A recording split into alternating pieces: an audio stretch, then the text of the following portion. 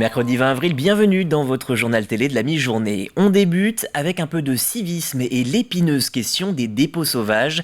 Selon l'ONG Gestes Propres, 1 million de tonnes d'ordures sont jetées en France chaque année. Un phénomène qui n'épargne pas la Vendée. 300 tonnes de déchets sont ramassés par an uniquement le long des 4800 km de routes départementales. Alors le département lance une campagne en ce début de printemps. Aujourd'hui, il faut bien prendre conscience qu'un objet que nous jetons machinalement par la fenêtre par la vitre de notre voiture, eh bien c'est un polluant. C'est un polluant. Première chose, c'est dangereux pour quelqu'un qui peut passer à ce moment-là, dangereux pour nos agents qui vont ensuite devoir les collecter. Là, par exemple, on va commencer les périodes de fauchage. Il est important pour la qualité de la fauche et pour la sécurité que les abords soient très très propres. Donc, ils vont avant passer sur toutes ces zones-là pour enlever tous les objets indésirables que nous pouvons trouver. Ce matin, nous vous évoquions ce convoi parti de Montaigu-Vendée, direction de la Roumanie, pour venir en aide aux Ukrainiens. Ce midi, les volontaires viennent d'arriver à la frontière entre l'Allemagne et l'Autriche. Derrière le projet, Vincent Soulard à la tête d'Apollo 3S, un ancien militaire fondateur avec d'anciens camarades d'une association pour porter secours aux réfugiés ukrainiens. Concrètement, ils vont monter une base d'aide humanitaire.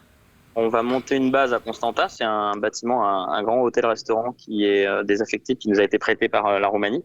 Et depuis cette base, on va pouvoir donc appuyer les ONG qui sont déjà sur place, accueillir des réfugiés ou des personnes qui sont entrantes ou sortantes sur le conflit pour pouvoir les héberger. On a 22 chambres, donc on a de quoi mettre en place. On va également avoir un stockage de matériel. Le matériel qu'on amène par convoi, on va pouvoir le stocker avant de le redistribuer.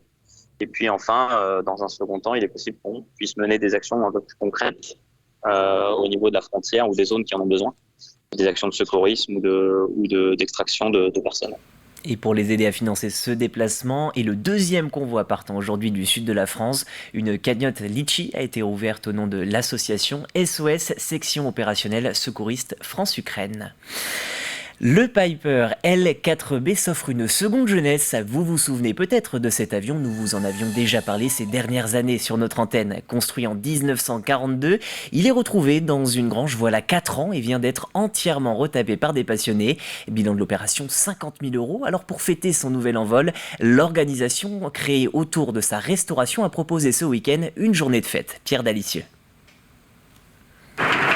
Un vol pas comme les autres pour un avion chargé d'histoire. Ce Piper L4, construit en 1942, restauré entièrement, est scruté sous tous les angles ce matin, avant un long week-end de vol.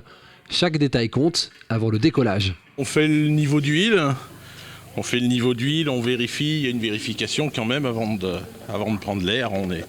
Il faut bien être sûr que tout marche bien. C'est très très basique, c'est un flotteur qui flotte dans l'essence avec une tige, donc au fur et à mesure que l'essence descend, la tige descend et c'est comme ça qu'on connaît la quantité d'essence restante à bord.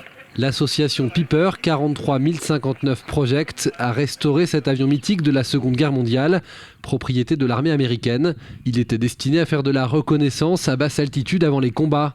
Pour les pilotes, chaque décollage est un grand moment. Ça fait beaucoup de choses parce que c'est un avion historique. C'est vrai qu'on a ce caractère qui est historique, qui est fort, je trouve, et qui fait que depuis les années 40, il passe de propriétaire en propriétaire et qu'on détient quand même une partie de l'histoire avec cet avion.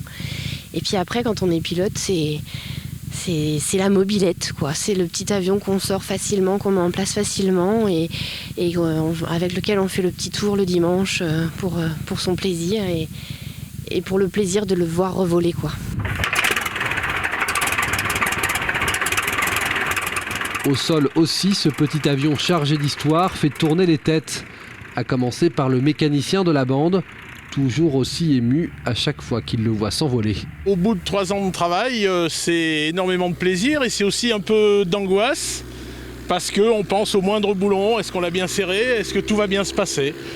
On est une petite équipe sympa et les pilotes ont entière confiance en ce que j'ai fait. C'est peut-être moi qui ai moins confiance, quoi. Mais bon, à première vue, tout se passe bien et c'est un moment de bonheur. Ce coucou de 80 ans, restauré à neuf, faisait ici son show sur l'aérodrome de Cholet.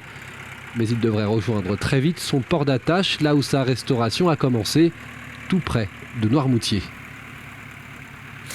Allez, une idée de sortie à présent dans votre édition. Direction Fontenay-le-Comte pour aller à la découverte de son poumon vert, le parc de l'Hôtel de Ville. Là-bas, de Haut-Platane vous propose un peu d'ombre et une collection d'arbres exotiques sont à découvrir. Pour vous, Grégoire de Châtillon est parti flâner dans cet écrin de verdure. Des allées sinueuses, une végétation colorée, une nature maîtrisée, avec comme patriarche ce séquoia géant, un Américain âgé d'environ 150 ans à l'origine du parc, tout comme ses platanes du même âge, majestueux. C'est un joyau de notre patrimoine végétal. C'est un parc du 19e, milieu 19e, paysager anglais, caractérisé par les ponts qui sont des rusticades, des bassins avec des fausses rivières sinueuses. Autrefois, ce site situé au cœur de la ville d'art et d'histoire abritait le couvent des Cordeliers. En 1515, François Rabelais, son moine le plus célèbre, s'y installa pendant quelques années, un lieu chargé d'histoire, riche en diversité botanique, avec par exemple le mythique ginkgo biloba, reconnaissable à ses feuilles caractéristiques. C'est une des premières choses que j'ai découvertes à Fontenay, ce jardin. Et c'est un des éléments qui m'a encouragée à venir y vivre. J'ai trouvé merveilleux d'avoir ce jardin qui a l'air caché derrière la mairie, mais qui en réalité, pour les Fontenaisiens de souche, est un lieu de passage, un lieu bucolique où les familles, les jeunes aussi beaucoup s'y réunissent. 1,5 hectare de paysage où l'élégance règne en maître dans ce parc de l'Hôtel de Ville de Fontenay-le-Comte. Et si vous préférez le fracas des vagues au calme des forêts, ce jeudi, des jeunes organisent au Sable d'Olonne une journée dédiée à la nature et à la solidarité. Son nom Sauve Océan, une initiative d'étudiants de l'école supérieure de l'alternance, donc avec tout d'abord un nettoyage de la plage de la Paracou, située au sud de Sauveterre. Pour récompenser les nettoyeurs, le festival prévoit ensuite un concert avec des artistes locaux et les bénéfices seront ensuite reversés à 2 associations sablaises, Made in Cambodge et Monster Prod. Voilà pour cette édition, je vous remercie de l'avoir suivi. Votre prochain point en rendez-vous avec l'actu en direct, ce sera avec Alexia Janet et ce sera ce soir 18h. Bonne journée.